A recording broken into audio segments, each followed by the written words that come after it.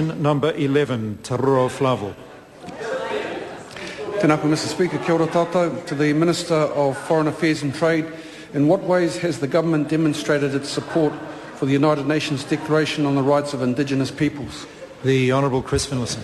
On behalf of the Minister of Foreign Affairs, by doing what we've been doing since day one of this great Prime Minister's administration, we've accelerated the settlement of treaty grievances after 9 years of failure. We've reviewed and repealed the hated Foreshore and Seabed Act and restored the right of iwi to seek customary title in courts.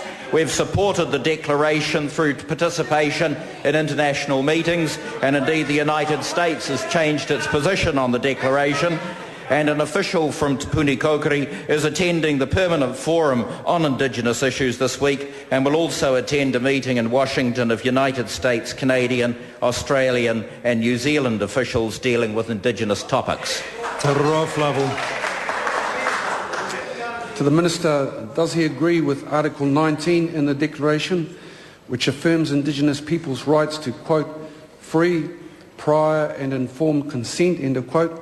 And if so, why have New Zealand officials currently attending the UN session on sustainable development asked for the text on free, prior and informed consent to be deleted?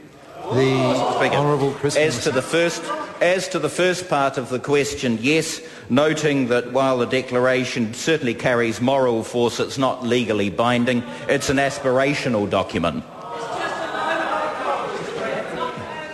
Hone Harawira.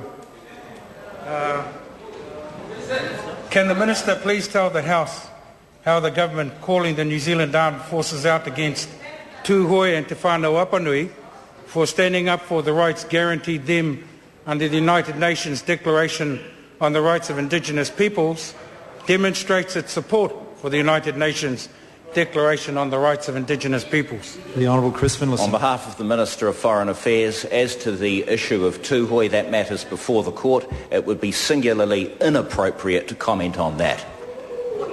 Ururoa Flavell. To the Minister, does he agree that in seeking to remove free, prior and informed consent from the text on mining in the Sustainable Development session, that his officials have breached Cabinet's support for the declaration and breaches the treaty clauses in a number of pieces of legislation, including the Crown Minerals Act? And if so, what is he doing about it?